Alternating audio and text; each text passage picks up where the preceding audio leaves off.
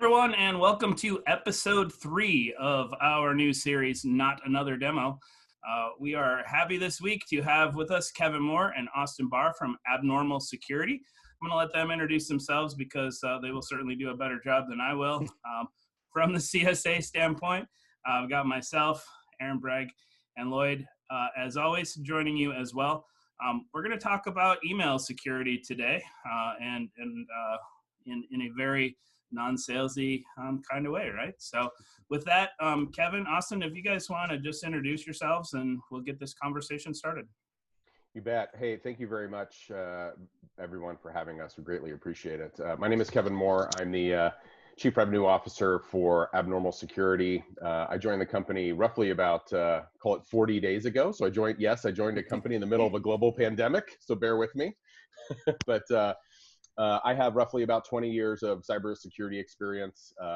13 of those years were with Proofpoint, actually, where I was employee number 25, and was blessed enough to be part of that company through its growth and leadership through an IPO, et cetera. And super happy to be here and happy to be with Abnormal Security. So thanks again for having me.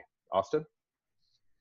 Yeah, thanks, Matt, Aaron, Lloyd, for the invite here. My name's Austin. I was one of our first go-to-market folks here at Abnormal. Been a part of a number of cyber startups, Darktrace. Another one was Luminate. We got bought by Symantec not long ago, which ultimately spent some time there and landed at Abnormal in 2019. So thanks again.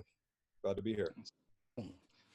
So as the title, Not Another Demo, says, we try to make these be a very real human conversation about, why should a West Michigan company or beyond spend time, looking at abnormal security? Why should they take the time to do a POC of abnormal security? And so with that, if you guys want to just jump in and kind of give us an overview of what you guys are doing, and then certainly Lloyd, Aaron, and myself will jump in and interrupt. You got it. Yeah, I promise I will not do a demo, and I may have a slide just to help kind of guide the conversation if that's helpful. But just from a very high level, Abnormal Security is a next generation email security company, and we leverage a unique kind of detection approach, but using behavioral analysis to combat kind of the very advanced socially engineered business email compromise, email fraud, and vendor fraud. So if it's helpful, I will show this slide. You guys tell me if you can see it okay? Yep. Looks good. Yep. Awesome. So as I mentioned, I've been in email security for 13 years or so. And despite some of the advancements that the traditional secure email gateways have made, the facts are the problems are actually getting worse. And that's because of two things. One, just the way that people are working and the way that they host email. So I remember doing business with a Fortune company at a previous employer, and they kind of boasted about how many email exchange servers, Microsoft Exchange servers they used to buy, and they used to buy those more than any other company in the world. And I look back now, I'm like, those days are gone. Like, very few people host on-premise Exchange, or everybody has brought their email to the cloud either through Office 365 or G Suite. And if they haven't, they will be doing that soon. And so what's happened is, if you look at the number one problem that is facing enterprises today, believe it or not, it's not ransomware. Not in 2019. It's actually business email compromise. Business email compromise is the number one reason for cybersecurity losses in the world today. And this is kind of a graphic, if you will, from the FBI IC Internet Crime Report that shows about 51% of all cybersecurity losses are coming from these type of fraudulent emails. And then most recently, the 2020 DBIR has talked about how the threat landscape changed, where the bad actors used to send malicious payloads or malicious links or malicious attachments, if you will, via email. But that's changed. They don't need to do that anymore. And they used to do that just to try to get in your login. They still do it. They just don't need to as much. That's right. And it's expensive for the adversary to do that too, right? It's actually easier for them to try to trick you into giving you credentials and then making their way into the environment. So not that it's not a problem, it's just we've seen that payload malware actually decrease from the kind of evolution of these email security concerns. And so our approach is different. Our approach is we're not a secure email gateway. We're not a hop that comes into our environment first and then down to Office 365 or G Suite. The secure email gateways are great, right? Some of the leaders in the space do a great job of blocking out the commodity spam, some of that malicious, malware, those links that and actually, believe it or not, Office 365 and G Suite have made a ton of advancements from that commodity type of stuff as well. So our architecture is actually an API into Office 365 or G Suite that is focused primarily on those really advanced BEC attacks. So we look for, impersonation, socially engineered type of business email compromise. We also look for, and this is very unique, vendor account compromise. So many of you folks, most of the folks on here work for very large enterprises that are very fortified from a security perspective.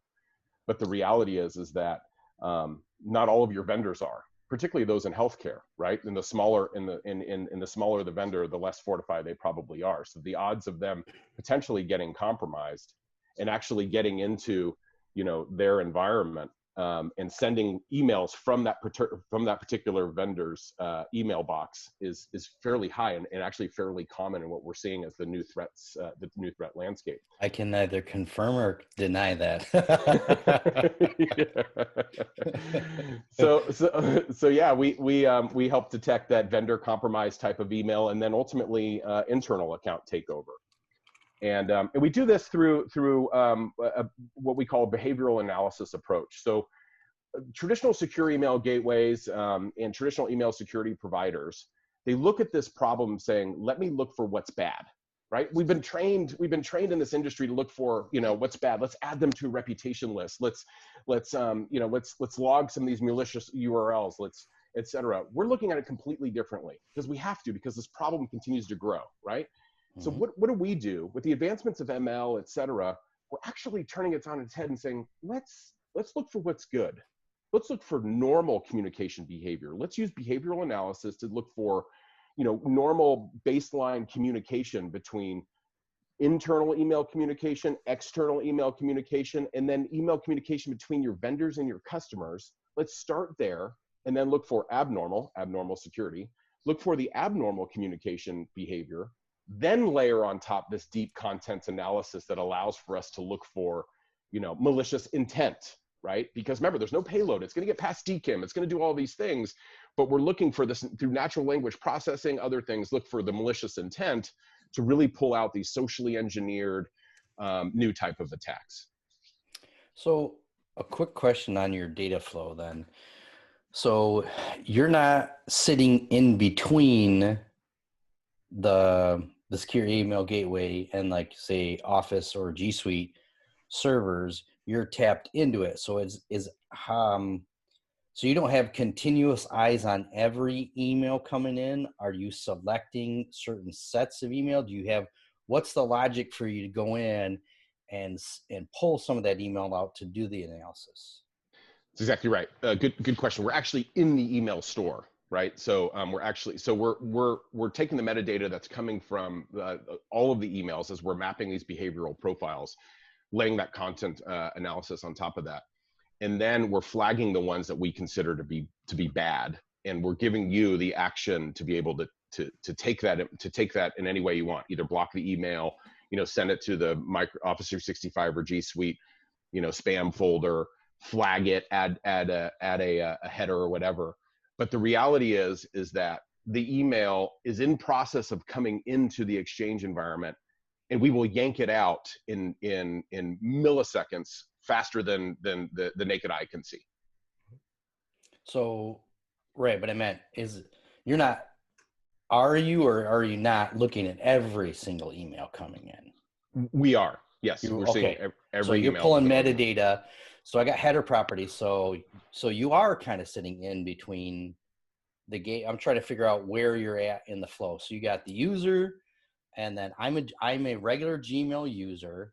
I'm typing up an email to send to Matt. When I hit, and Matt's at Optiv, it's leaving the Gmail servers, and it's traversing the internet, and then it's going to their, I'm assuming, secure email gateway first, and then to Exchange. Where in that where in the email flow are you sitting? If we're protecting Matt, we're actually in the email exchange, and as it's coming into the email exchange as part of the exchange store, we're running that analysis. So you're between the gateway and the exchange server. Yeah, we are actually in the exchange server itself. So Okay. and Austin, if you have any comments around that as well, you're happy to chime in. Yeah, Actually, go ahead. I was just saying, yeah, that's right. We basically use the same notifications that Office, gives the user as kind of the notifications that we subscribe to at the API. So we're getting those notifications in real time. And as Kevin mentioned, in less than 100 milliseconds, we make a determination: is it good? Is it bad? If it's good, it goes to the user. If it's bad, we take whatever your recommended remediation action is before the user ever sees it. So that's why there's a little bit of nuance with the API of kind of where we sit in the mail flow. But just in terms of how you want to bucket that, we do sit between the gateway and ultimately the user. Okay. Well, I mean, it's good to know because as an analyst, I'm implementing DMARC. I'm in secure email gateway. I want to know what to look for, right? Because proof, like we'll pick on Proofpoint for a minute. Proofpoint is a good product. It's not a perfect product, right? So I need to rely on X, Y, and Z. The defense in depth to get through. So that's where I need to know what part of the workflow you're at to be able to, to really be effective. Because one of the things that we're just seeing in general, and this is public information, so I don't have to worry about getting yelled at, but just like you talked about, like even vendor to vendor or the partner compromise, we're seeing hackers purposely set up a valid Microsoft account, right? So then at the base level, they have some SPF or DKIM. So then you're going tenant, as Lloyd knows firsthand, then you have tenant to tenant attacks. So I want to see where you can help with like a tenant to tenant attack. And if I'm understanding correctly, that's where you're going to use your UABA. And I'm going to say it again out loud for everybody listening, end user behavior analytics, to then see that, hey, maybe this doctor normally gets just regular emails without attachments, just correspondence. Bam, it's PDF. PDF, he gets those every once in a while. Correspondence, PDF, correspondence, Excel document. Would that be a use case where your logic then comes in and says, okay, out of 100 emails, Dr. Smith normally gets 90 with no attachments. He gets 8 with PDFs. This is the first one, number 99 coming in. This has an Excel spreadsheet attachment. Let's do something with this. That's a good example, and I would say the answer to that is yes. But there's one more layer of inspection on there, is that we are doing content analysis to look for malicious intent. So there's tons of integers, but the first kind of baseline, and I've heard this before, folks kind of associating you kind of a UEBA for email. That's not a bad association. We're looking for abnormalities, if you will, in the communication behavior for the tenant. But in addition to that, we are looking for indicators of malintent. So yes, that would be a flag. Okay, this doesn't normally get like these types actual of attachments. words. That's right. Hey, Dr. Smith, look at this latest survey. Click on this link. Yeah, or look, hey, Dr. Smith, Dr. Smith, I know that you have an invoice that you need to pay. We've changed our routing numbers to here. Can you shift them? Can you wire over here? But yes, we're looking for that natural language processing, the content actually within the email, as well as the kind of abnormality, if you will, of the type of emails for that particular user. I think the other thing you brought up, Aaron, that I think is really important is, remember, because we're in the email store, we also have the ability to see the internal traffic. Okay, so secure email gateway can't do that, right? They're only seeing the north-south traffic, you out to the outside world coming into you. Mm-hmm. Mm-hmm. Well, if you're in the same organization and somehow, heaven forbid, Aaron, this wouldn't happen to you, but heaven forbid, your email store actually gets taken over and you don't know it, right? And emails are being sent internally to try to, again, further infect members of your enterprise. We can detect that and mitigate that threat from getting worse, if that makes sense. So maybe that use case is Dr. Smith is always emailing to clinical people, all of a sudden he's sending 100 emails to non-clinical people. Would that be another It's a logic? perfect example. That's exactly what it is, and it's a big problem in the industry today. And I think again, because that hack or whatever is already internal, right? And it's using a real internal email address is not going to be found by a lot of other solutions that anyone would have in place, because it's just looking like normal internal traffic. Having seen your endpoint security their actual demo, yeah. There's some pretty cool. I mean, there are definitely some very cool use cases that they show in their real demo about some of these things. So, like for instance, I had one. A person close to me had a marketing person, works directly with the CEO of her company. I'll keep narrowing it down till people figure out who it is. And got an email that was a spoof, but was this the right first name and last name? It was just like one change on the, on the domain name in the email, asking for, it was a gift card scenario, right, that we've all heard about, but somehow these people knew that this is something that this person normally does. It's a request that the CEO would make of this person sometimes. Knew that the CEO was out of the office that particular day. So when this person went to talk to the CEO to see if this was legitimate, wasn't in the office, right? Couldn't get a hold of it. Like there was so much. It was like, this is an amazing, perfect storm, complex, perfect storm. Until at the store to buy the gift cards, their spider senses started tingling and called someone that knew to tell this person to stop. I'm trying to be super sneaky here. We didn't go through with the purchase, but I mean, that's like how, and it's an organization that has a secure email gateway in place that didn't catch any of this stuff, right? Because it was passing all of those other tests. I got one thing that though, you guys would have caught. Was this company a smart company, so they didn't do defensive domains? Yeah, because sure. DMARC would have helped this. Like their tool, if I'm understanding right, their tool would have helped with it, and it's like a combination. Things are evolving. So probably one of the things that excites me a little bit about listening to your product is the evolvability, right? Because we're going to see security basics are going to be so important as things get cut. Obviously, DMARC stuff that you can do for free. Security awareness, you're going to have to spend a little bit of money. And UEBA, you're going to have to spend a little bit of money. So it's only going to get worse. And I'm not saying that from a FUD. I hate FUD. Yeah, what's funny? But you're using an acronym there too. I am. Look at that. Fear, uncertainty, and doubt. A salesperson's greatest weapon. Yeah, and look, I know I showed the statistics. I don't want to add any FUD. I'm just saying it is a big problem in the industry. It really is. It's different than the other threats that we've seen in email security, and they're growing.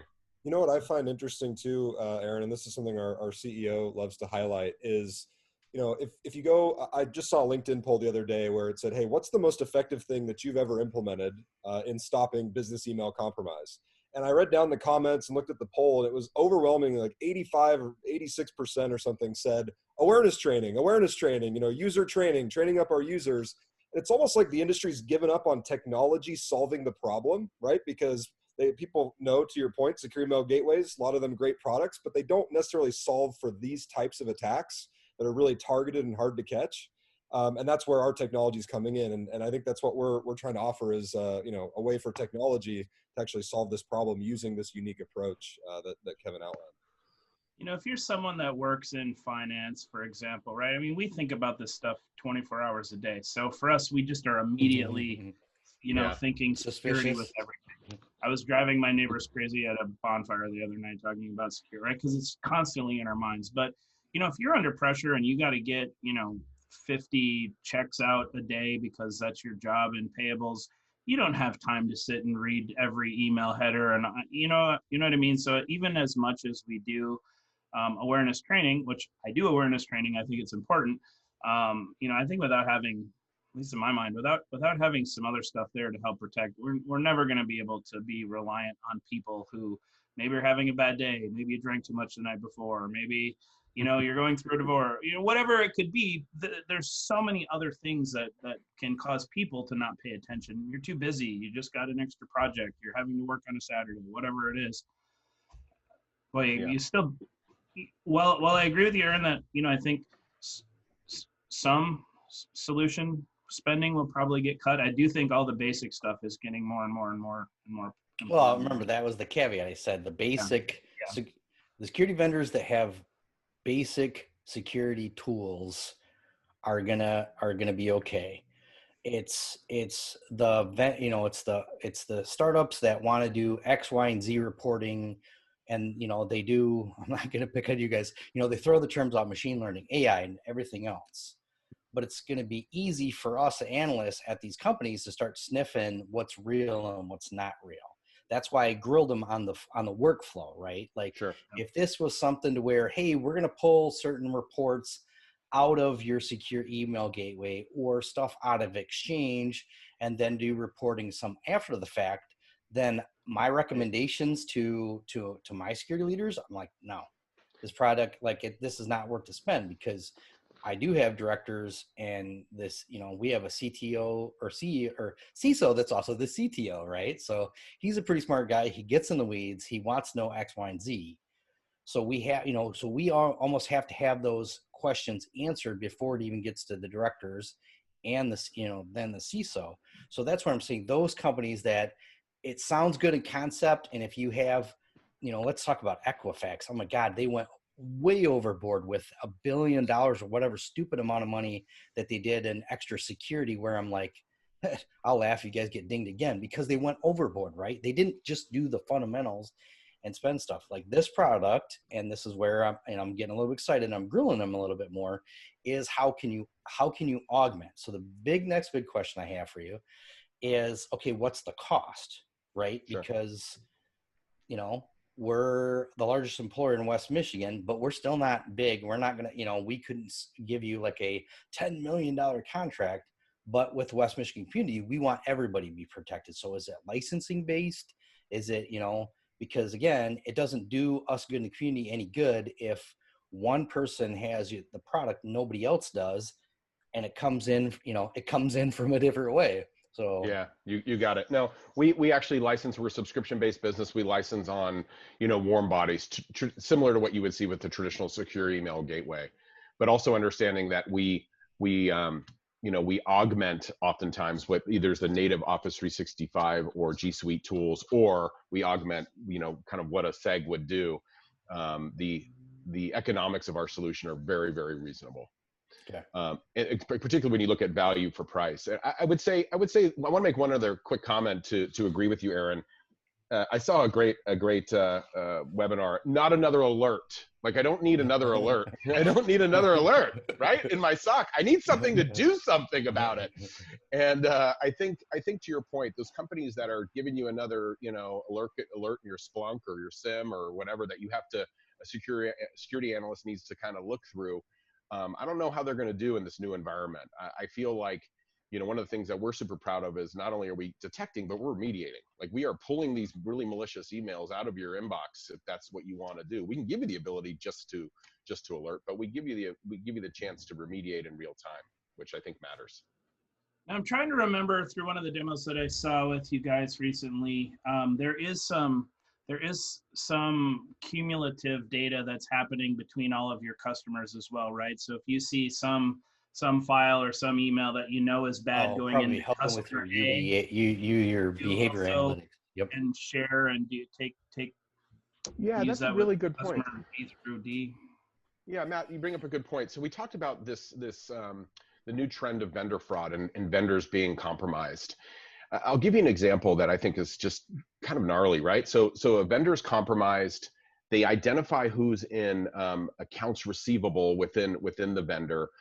They'll actually rifle through the email of that vendor and look for the actual invoice that they're sending over to that healthcare company, right? So, hey, we sold you a bunch of, let's just say, medical equipment, right? And you owe us money. They actually send a new invoice from that particular person in their email environment and send it over to them and just say, look, our routing number changed. Can you wire the money here? Or can you issue whatever the case is here? Now, no training is going to help anybody on that. I totally agree in training, but the reality is it looks exactly like it's from the same person. And so part of our defense against vendor fraud is not only to map all of the vendors that, you know, are pertinent to your organization. We do that through the behavioral, the behavioral analysis, that we know who your vendors are and who's doing business with you. We also check that against a federated database that we have of vendors across all of our customers to say, oh, that medical equipment company actually has been compromised more than once amongst our customer set. So before you pick up the phone call. So that's exactly right. That's an alert I'm okay to have. Yeah. Well, I mean, we would pull it out or we put it in a quarantine, and you know, you could help with the training after that. But the reality is, the last thing we want to do is see that wire go out. You know. Mm-hmm. Yeah. Well, can you do you one better just about how smart the adversaries are becoming? On LinkedIn, a healthcare recruiter, I won't pick on the poor company because it's just bad luck. They targeted someone that does conversations with other healthcare systems. So when the email came in, they just were lucky. The email actually came to me. So I'm like, wait a minute, you know, this doesn't seem right. And I reached out to the company because I knew it wasn't her. I reached out to their IT people and said, hey, guess what? And they're like, yeah, we know she's compromised. We're working on this, that, you know, we can follow up, you know, thanks for the phone call. We already know what's going on. But think about how smart that is. They used LinkedIn, you know, which is nothing new, but just the going one level down on their spear phishing. They're like, all right, we know that this company has the same email formatting, right? It's no secret. Most of the time, first name, last name, or something to that effect, right? So now you make your script, you get, you know, you screen scrape LinkedIn. I got 100 people in healthcare, right? I got her compromised email. Now I'm going to target all these people, you know, so there's just new attack vectors happening all the time. And that's where I really think that you're going to have, you know, I'm going to scare a lot of people, the Borg intelligence, right? And then you still need those other defense in depth tactics, right? Because sharing information is going to help pick up new stuff that you could almost even warn, right? Like in a perfect world, her stuff was compromised, that healthcare system, they work with you, that goes back out to the database. Then you can send an alert to your security people at that company saying, hey, guess what? Get with your exchange team, flag any email you see coming in from this domain. So. Yeah, no, it's a fair point. Very good point. So how do you guys Austin's handle... writing this stuff down and get to take it back to research and development. How do you guys handle regulated information? So in a regulated industry, you know, in East-West, you're going to be, like for us, for example, we sanction using email internally for PHI communication. So as you're capturing all of this behavior analytics, as you're, you know, doing your federated databases, how do you ensure that regulated information doesn't end up where it's not supposed to be? Ooh, good question. It's a very good point. And I'll just, again, being very honest with what we do and we don't do.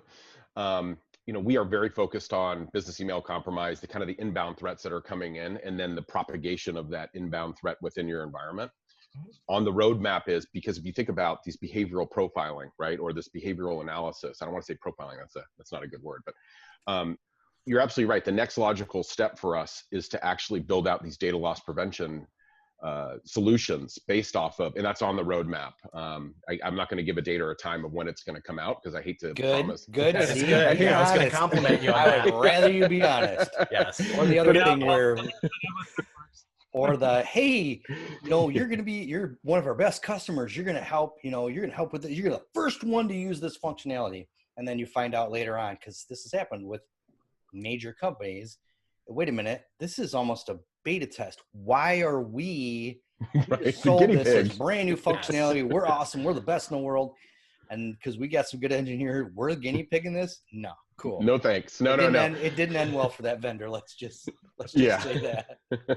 but to your guys' point, I mean, we actually do have this in beta mode now. Not only regulatory data, but just information that can be sensitive in nature. Again, Dr. A shouldn't be sending EPHI to even Nurse A in email internally. And think about financial services regulations between research groups within an investment bank and then ultimately the stockbrokers who are going to sell it. Like, there are all kinds of regulations of that internally that people aren't really seeing right now. So I will say unequivocally that is on our roadmap and something that we're looking to do as we use our behavioral I'll analysis. even give you a free use case. There's actually situations even with legal departments. Yeah. There are certain times where you have like email related legal emails where, they're both lawyers, but the level of sensitivity on this email, you can't have, this is not a junior partner or like your, legal assistant, paralegal, stuff like that. You don't even want to go into that. This needs to be, partners and everything else. So you still have, you have a subgroup of an already subgroup of an already subgroup. So. Yeah, totally. So one of the other things that has always made me crazy when people are talking about their products is, like exaggerating the ease of doing POCs, the ease of implementation, the ease of use. Mm-hmm. Can you guys talk a little bit about what is required to, say, do a POC, putting it in, pulling it out, and during that POC, more than maybe just clicking on some buttons, what sort of information could somebody get out of doing a POC of abnormal security? Yeah, I'll start and I'll let Austin augment, and I'm going to try to temper my enthusiasm because I'm super excited about this topic. So bear with me. I'm not going to try to overstate how easy it is. But remember, I came from a world of a secure email gateway where we had to convince, organizations with 100,000 to 500,000 employees that they have to move all of their MX records to that environment. All your email, don't worry about it. It's super easy, right? We got it. Don't worry about it. We're never going to go down, right? Right. We are not a SEG that way. We are an API. So when I first joined, literally just 30 days ago, I go, let me sit through an install. They're like, okay. So I sit through an install. You guys, it took two minutes, not even that. We actually will send you a link that will prompt you to log into Office 365, and you give us, for POVs we just do read only, a read only access. You give us access, and then I will say after that it's a little bit anticlimactical because we're not going to give you access to the console for a week, and the reason why is because we're doing that behavioral profiling. And the ML needs to kind of learn what's normal and abnormal. But then after a week, we're going to go retrospectively into your inbox, into your Exchange or G Suite environment, and say and map what's normal and abnormal, and actually we'll show you within a week if you still have threats in your Exchange environment, and then you'll have access from at that point forward on anything moving forward. So it's super compelling from that perspective and extremely easy to use. I'll also just say that there's no risk at all of us messing up your email, if that makes because we're a passive technology via the API with read-only access. You never have to worry about or be concerned about us disrupting your email flow. Yeah, and I guess the one thing I'll add to that would be the beauty of that report that Kevin's referring to when we go retrospective, over those 90 days, and we say, hey, here's everything that abnormal would have caught. Again, based on where we're sitting in the mail flow, Aaron, since you were grilling us on that earlier, the only things that we see and the only things that we'll put on that report are things that we're actually landing in inboxes. So it's not going to be, hey, Proofpoint or, whatever SEG would have caught this, Secure Email Gateway. Sorry, I don't mean to use the acronym. Tell yourself, that's good. That's good. It's not that, or, it's, oh, hey, Microsoft, they already put that in the junk folder. So, we won't alert on that. We're only going to put in our report, hey, these were actually seen by users, and users, had to decide whether or not to interact with the email. And here's an example. If you see in the right-hand column here, you said I can only use one slide, so I basically put like 4 slides on one. But what you see is after like a 30-day POV, we're gonna give you this report, and we're gonna say, or even after a week, we'll have check-ins. But like, this is what we're seeing, and it just tells you what's in your environment.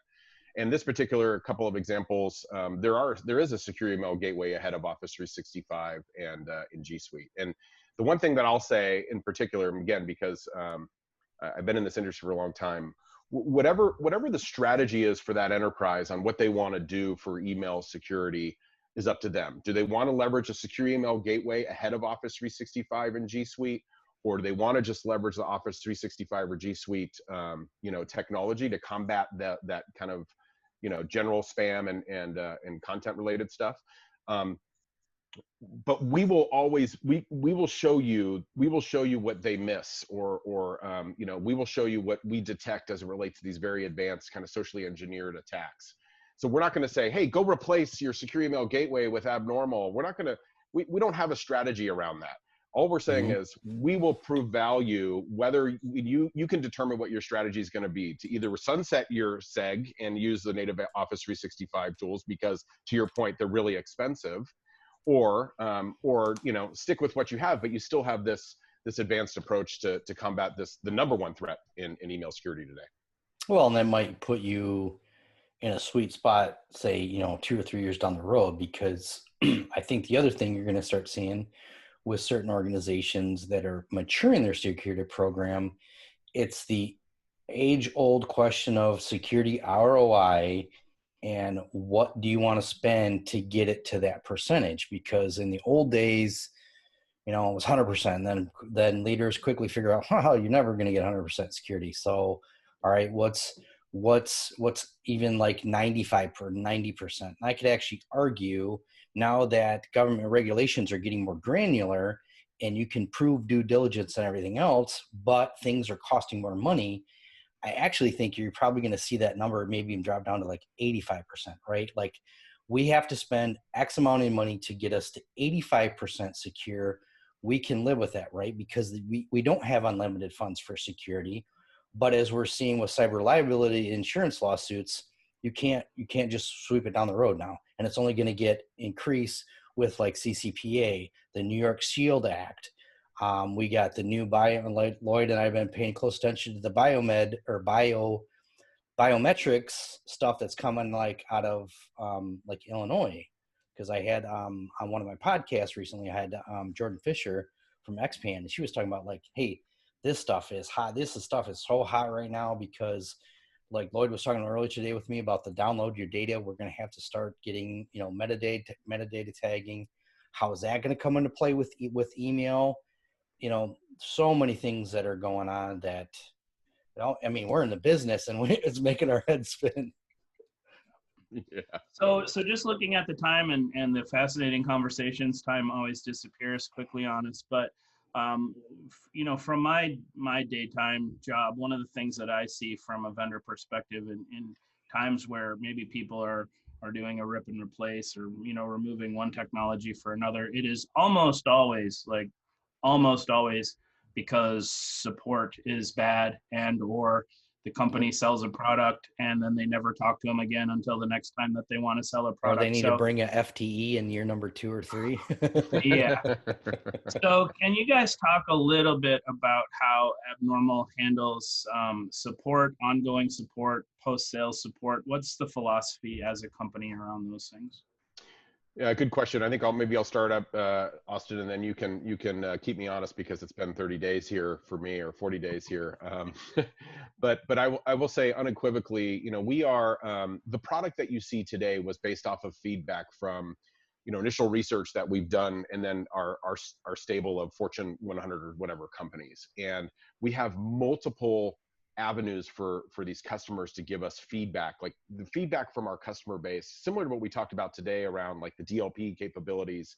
All of that is being prepped because the feedback from look, I always go back to the product religion is the death of all vendor companies, right? If you say no, this is the way you need to do it, you're like, we don't need that, right? I mean, the reality is we want to build a product to keep with our North Star, if you will, of helping protect against these malicious email threats, but also we want to be able to do it in a way that the market is going to be responsive to. So we take these feature requests very, very seriously. We have QBRs with our customers every week. We have 3 channels to give us hey, this would be a great idea. We have a community of customers that will give us, the feedback on the product, coupled with what you would expect out of a world-class, kind of support organization, 24/7 support, dedicated account managers, all of that. But where's your development happening though?